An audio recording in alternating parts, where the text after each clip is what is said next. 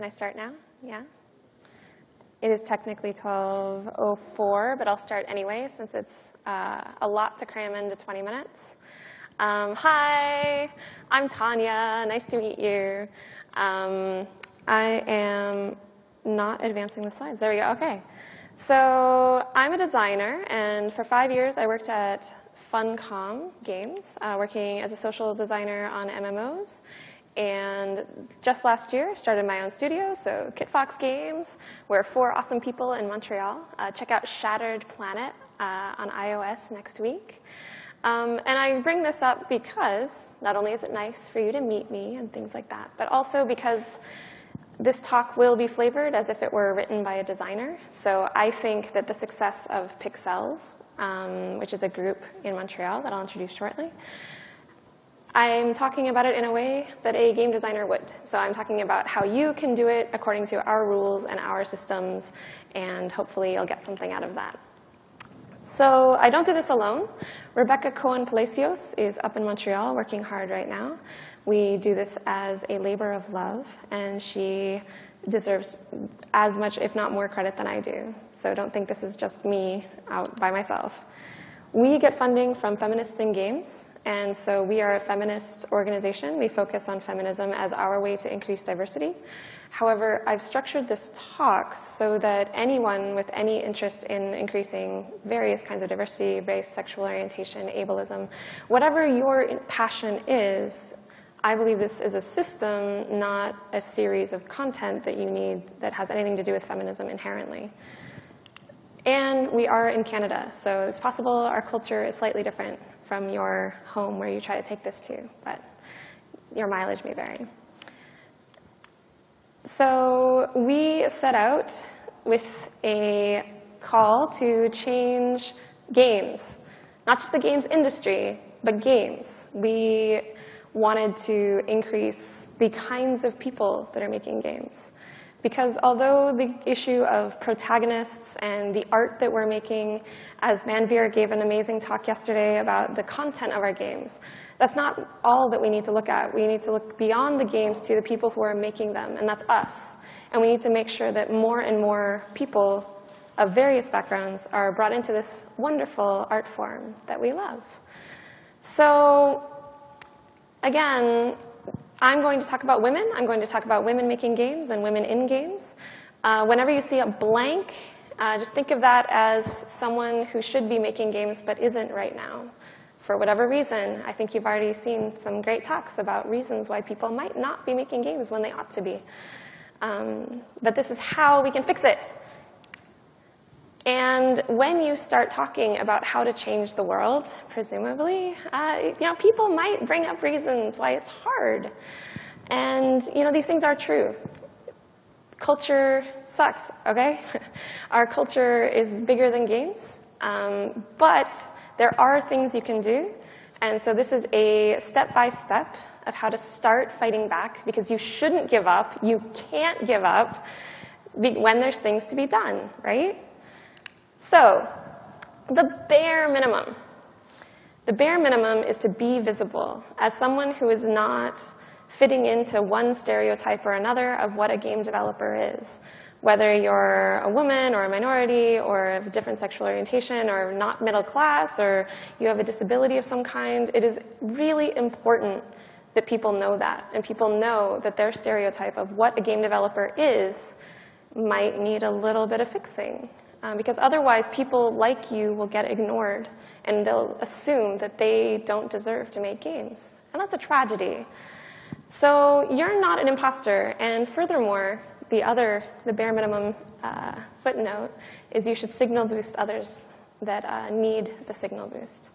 Now, if you're interested in doing more than the bare minimum, if you came to this talk because you think, you know what, I want to go home and I want to make a difference in the game community around me, then I think that you should look at Pixels and take it home and do it yourself. So Pixels started out as an Incubator series. It was a workshop series in 6 weeks where each participant, 10 different women, each made their own game. And they had no prior experience required. A lot of them had never programmed anything, and they all had full-time jobs, full-time course loads. Whoa, no, all right. How many people here have made a game all on their own? All the art, all the programming? Awesome. See, and it was hard, right? And there's a lot of people out in the world who think that they can't do that, or they're waiting for someday, maybe they'll do it. And Pixels, we picked out 10 women to do it themselves. Just last summer, we started also having a mentorship program. So we found women who thought that they might be interested in being a game developer someday, or who might be ready to be a game developer tomorrow, and we paired them with real developers. And finally, we offer lots of workshops. We're not going to talk so much about those. Those are one-offs. I think you know how to teach someone about a tool. The important notes of the logistics across all of these programs is that we operate in various places. We don't have a Pixels building downtown in Montreal. We kind of infest various places and take them over briefly for our various programs.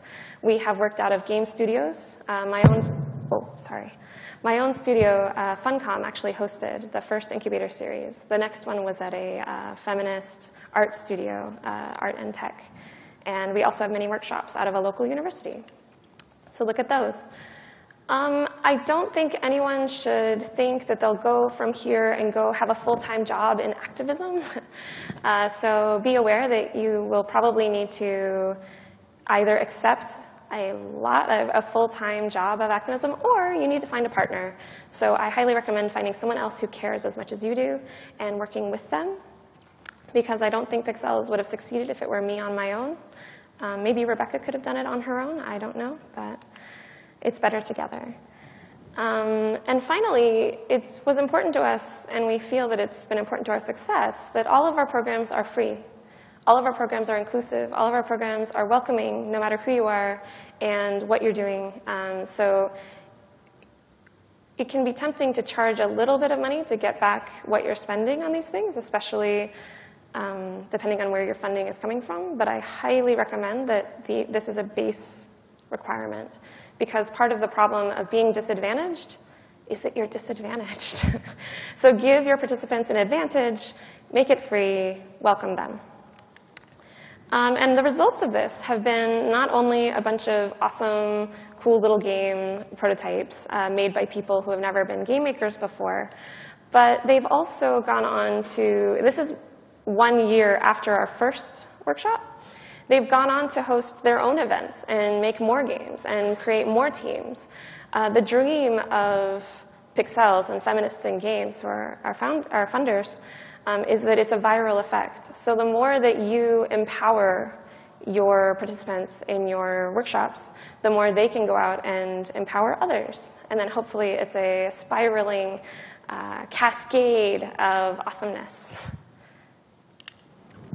So looking at this logistically, we have two different things that we need to change about games. We need to change the community, and we need to change the industry, because both of them need diversity.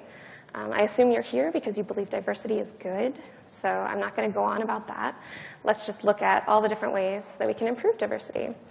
So if you look at community, community is all about the games as art. So all of the people who are making games, and maybe they make money at it, maybe they don't, but they're enjoying games as entertainment, or they're enjoying them as self-expression. And these people often tend to be a certain kind of person, even though there's no reason. Anyone now can download free tools and teach themselves how to make a game, but only a few people feel like they can. And so a lot of it is about educating people on their own capabilities and their own power. So step one, if you're going to have an incubator series where you help people make their own games, it would help to have a bit of money for snacks and things, but I think you can do it without it. You need a place to meet. I recommend 3 hours a week for 6 weeks. That's what we did, and it was convenient. Once, I think we met on Mondays, but whatever day works for you, right? And once you have a place to meet, then you put up your application. Once you have your application, you start selecting applicants. I think something's, yeah. So you select not only for likelihood of completing a large project, But the second thing, the secret non-slide thing, is that they have a passion. And I think what you'll find when you start selecting for applicants is you'll see that everyone has a different passion. And if you collect 10 different people with different passions into a room and have them make a game, it's amazing. So that's your selection of applicants process. You start meetings. If you go to pixels.ca, you can find out what our curriculum is. We have a step-by-step, week 1, week 2, week 3, week 5.